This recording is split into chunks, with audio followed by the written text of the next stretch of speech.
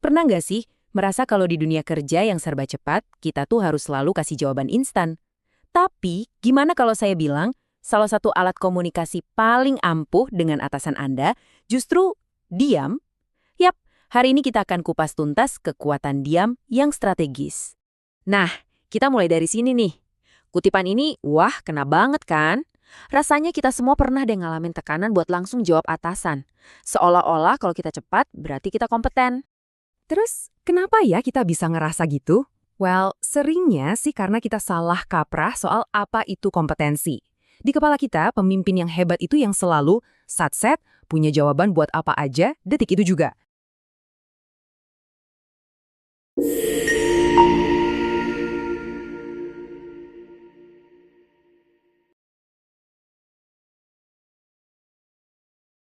Dan pemikiran kayak gitulah yang akhirnya ngebawa kita ke sebuah mitos besar di dunia kerja. Mitos soal pemimpin yang harus selalu banyak omong. Coba deh perhatiin perbandingan ini. Di kiri, banyak bicara. Sesuatu yang sering kita kira tanda pede, padahal justru bisa nunjukin rasa insecure dan bikin keputusan jadi buru-buru. Nah, sekarang lihat yang kanan. Diam strategis. Ini justru nunjukin rasa percaya diri yang sesungguhnya. Bukan soal ragu-ragu ya, tapi soal ngasih ruang buat mikir matang-matang dan yang paling penting, ngajak tim buat ikut partisipasi.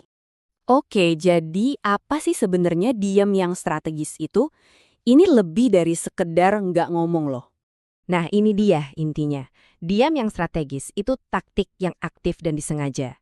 Jadi ini soal kita pakai jeda buat mikir, buat nyerna informasi, dan ngerumusin jawaban yang cerdas dan benar-benar berdampak, bukan sekedar reaksi spontan yang asalnya plos. Bahkan, beberapa studi manajemen seperti yang digambarkan di sini nyebut ini sebagai keterampilan politik level tinggi. Eits, jangan salah sangka dulu ya.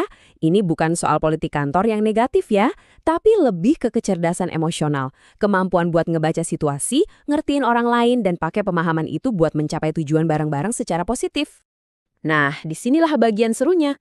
Manfaat dari jeda yang kelihatannya simple ini, ternyata dampaknya gede banget. Dengan ngasih jeda, Anda itu sebenarnya lagi ngebangun yang namanya psychological safety, lingkungan di mana orang ngerasa aman buat ngomong jujur, nggak takut dihakimi. Anda juga ngasih waktu buat diri sendiri untuk analisis lebih dalam, jadi nggak gegabah ngambil keputusan. Hasilnya, tentu aja hubungan yang lebih kuat karena semua orang ngerasa didengerin dan dihargai. Terus gimana cara prakteknya? Gampang kok, bisa dimulai dengan 4 langkah ini. Pertama, dengerin, bener-bener fokus, bukan cuma nunggu giliran ngomong. Kedua, pahami, coba ngertiin apa sih maksud sebenarnya di balik kata-kata itu.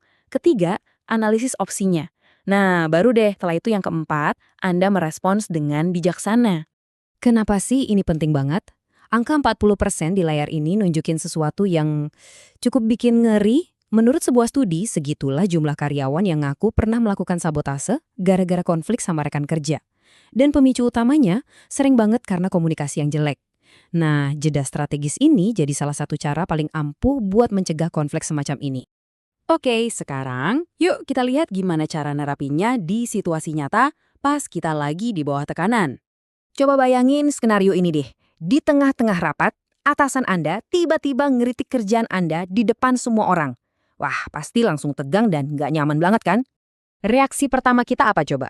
Pasti langsung defensif. Pengennya buru-buru ngebela diri, ngasih alasan, atau nyalain faktor lain. Ya wajar sih, ini reaksi yang manusiawi banget. Tapi seringnya malah nggak produktif. Sekarang coba bandingin sama respons yang strategis. Ambil jeda dulu. Tarik napas. Biarin kritiknya masuk, terus proses di kepala. Nah, daripada ngebela diri, coba deh ajukan pertanyaan klarifikasi. Misalnya, oke, terima kasih masukannya Pak. Boleh tolong ditunjukkan bagian mana spesifiknya yang perlu saya perbaiki? Itu langsung mengubah suasana dari konfrontasi jadi kolaborasi. Keren kan? Dan ini tuh bukan cuma teori kosong loh. Kita bisa lihat polanya di mana-mana. CEO di organisasi non-profit pakai cara ini buat gali masalah lebih dalam. Administrator rumah sakit ngebiarin ada jeda setelah ngasih berita sulit buat ngasih waktu orang memproses. Rektor di kampus ngomongnya lebih selektif biar diskusinya jadi lebih terbuka. Bahkan, founder perusahaan teknologi sengaja nyisain waktu buat pertanyaan dan itu nunjukin kalau dia percaya diri. Jadi, intinya begini. Mulai sekarang, coba deh lihat jeda itu bukan sebagai kelemahan, tapi sebagai salah satu senjata paling ampuh yang Anda punya. Ingat ya, diam itu bukan berarti kosong. Diam adalah ruang untuk kita berpikir, mengamati, dan pada akhirnya memilih pengaruh seperti apa yang mau kita berikan. Jadi, pertanyaan terakhir dari saya untuk Anda, dalam percakapan penting Anda selanjutnya, kira-kira di mana nih Anda bakal menempatkan jeda strategis? Karena menggunakannya dengan sadar, itulah kekuatan yang sesungguhnya.